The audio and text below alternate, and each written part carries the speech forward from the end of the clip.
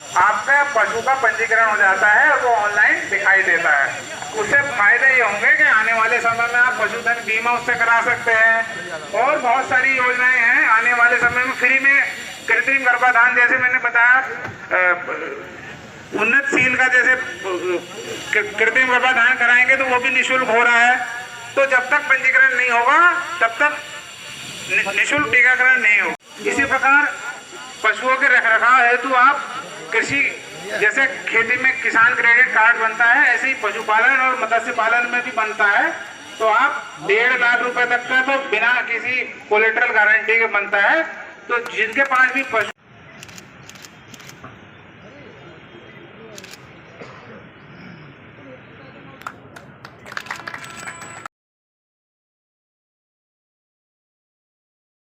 लगेगी नहीं, असली खाद हर कोई जो है बीज भंडार पे जाओगे, कोई किसान बता देगा साहब बीज भंडार वातावरण में आएंगे। अभी दिखाएंगे, अभी ये दिखाओ भी, पैकेट दिखाओ इसको। देखा होगा आपने क्या जंगल में पौधे हैं उनको कोई पानी देने हैं।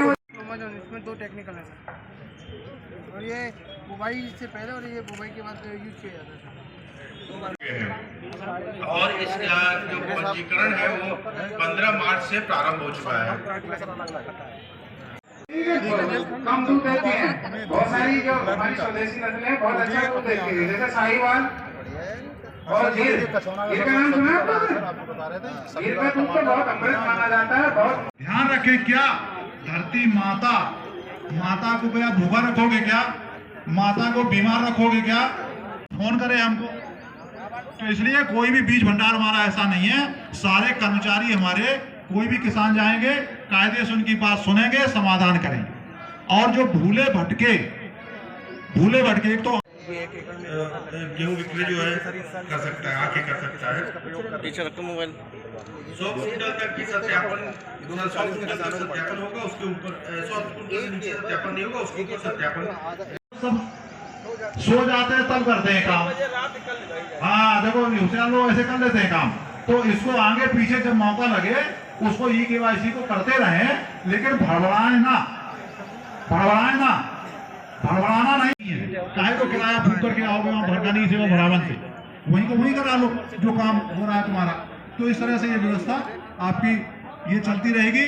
और किसान भाई नया बीज बोएं, घर का गल्ला ना बोएं और लाइन से। धरती माता, गंगा माता, ये मुकद्दरी और हरदोई वाले, गंगा माता भी यहीं पे, गंगा मैया और गौ माता।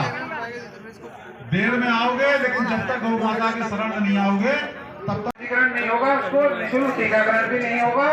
और कृत्रिम गर्भाधान जो हमारे नस्ल सुधार के कार्यक्रम है उनको नहीं ले पाएंगे लाभ। और बीमा, पशुधन बीमा में भी हम अनुदान से करते हैं, तो वो भी उसका लाभ।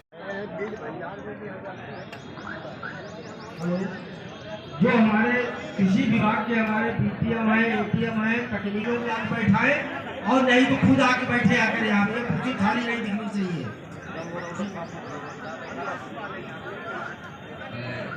पालन कर सकते हैं, बकरी पालन कर सकते हैं, ये कम लागत में अच्छा उत्पादन होता है। काले कलर का हो जाता है जी सर।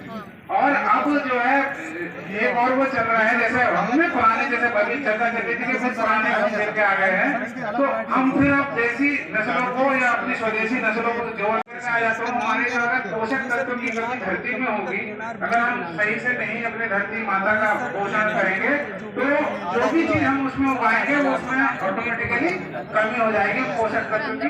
और वो चाहे हमारा पशु जो है अवशेष को खाता है तो उसके शरीर में भी पोषक तत्व की। अब मैं अपनी बात को यही समाप्त करता हूँ।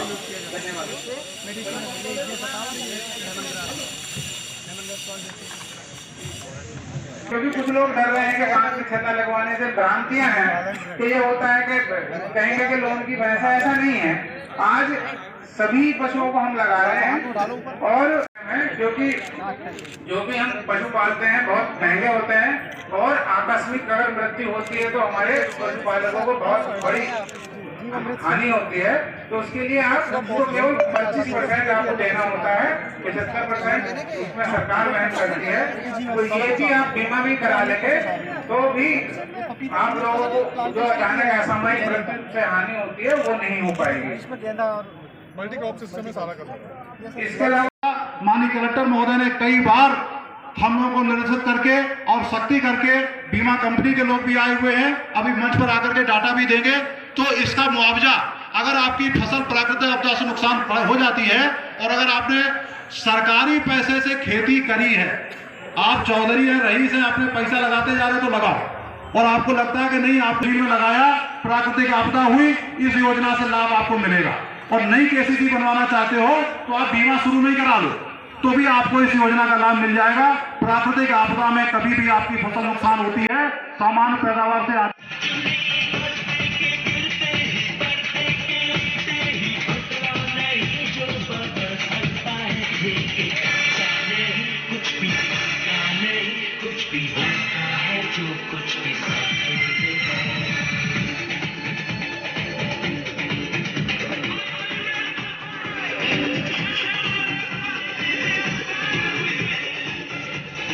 ₹65,000-70,000 लोगों ने करा लिया, उनका डाटा हमारे पास आ गया भारत सरकार से, दिल्ली से, लखनऊ से होकर के, उसको हम ओके कर देंगे, उनका पैसा आने लगेगा। बाकी किसान KYC नहीं कराएंगे तो उनका रुका रहेगा।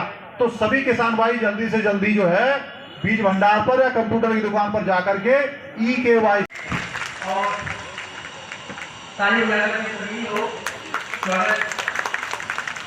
बीज भंडारों पे भी लगे हैं तो KYC सभी किसान भाई करा लें जरूर। एक ये बात जरूरी है सम्मान निधि की, ठीक है।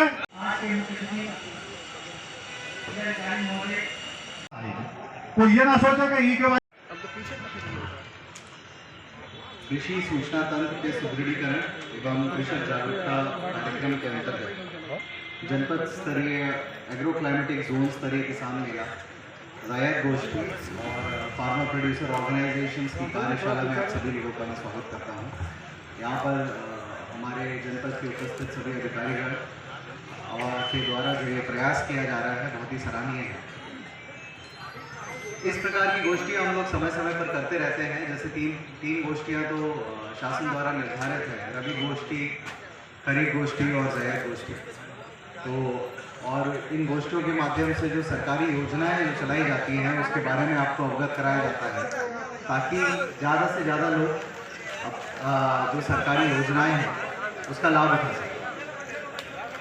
थोड़ा देर शांति से बैठ जाइए, अभी इनसे कह दो अभी रुक जाए। उपस्थित सभी कृषक भाइयों और बहनों का जायद कृषि गोष्ठी में आप सभी का स्वागत है। जैसा कि आप सभी अवगत हैं कि हमारे भारत देश की और उत्तर प्रदेश राज्य की भी अधिकांश अर्थव्यवस्था कृषि के ऊपर निर्भर है। बहुत सारे लोग, तकरीबन 50% के करीब आबादी हमारी प्रत्यक्ष या अप्रत्यक्ष रूप से कृषि के ऊपर निर्भर करती है। कृषि और कृषि से की जो अलाइड एक्टिविटीज़ हैं, उससे संबंधित जो गतिविधियाँ हैं, उस पर हम निर्भर करते हैं। जैसा कि आप सभी को पता है, माननीय प्रधानमंत्री जी और माननीय मुख्यमंत्री जी बार बार इसी बात पर जोर देते हैं कि कैसे हम अपने कृषकों की आय दोगुनी करें, और इसी के संदर्भ में बहुत सारी योजनाएं, नीतियां सरकार ने बनाई हैं जिसका क्रियान्वयन जिला द्वारा किया जाता है। यहाँ पे महत्वपूर्ण बात यह है कि यदि कृषकों की आय दुगनी करनी है तो कुछ छोटी छोटी बातें हैं जिन पर हम सभी को ध्यान देना चाहिए कि कैसे आप अपनी कृषि की लागत कम करें, कैसे आप वह फसल लगाएं जिसकी आपकी मार्केट में डिमांड हो, कैसे आप यह जानें कि कंज्यूमर क्या डिमांड, आपका क्लाइमेट कैसा है क्षेत्र का, उसी के हिसाब से खेती करें। और इसी के संदर्भ में बहुत सारी किसान गोष्ठियाँ होती हैं जिसके बारे में आपको अवगत कराया जाता है। इसी प्रकार इसी क्रम में आपके जनपद में कृषि विज्ञान केंद्र भी हैं, जहाँ पे आपके जो कृषक वैज्ञानिक हैं वह आपके गांव में जाते हैं, आपको इसके बारे में जानकारी देते हैं और कैसे आप अपने मृदा परीक्षण कराएं, कैसे आप जो आपकी सर्टिफाइड बीज हैं उनका उपयोग करें, कैसे आप सर्टिफाइड खाद का उपयोग करें, कितना उपयोग करें जिससे आपकी उपज जो है वो सबसे अधिक हो, मैक्सिमम हो। इसके बारे में आपको तकनीकी जानकारियाँ समय समय पर दी जाती हैं। आपसे यही अनुरोध है कि जो भी जानकारियाँ आपको दी जाती हैं वह अधिक से अधिक अपने कृषक भाइयों और बहनों में आप बांटें, ताकि जो जानकारी है वो एक जगह सीमित न होकर अधिक से अधिक लोग उसका लाभ उठा पाएँ। साथ ही साथ सरकार की बहुत सारी योजना है, जैसे आपकी PM किसान योजना है, आपकी कृषि यंत्र पर जो आपको सब्सिडी दी जाती है, आप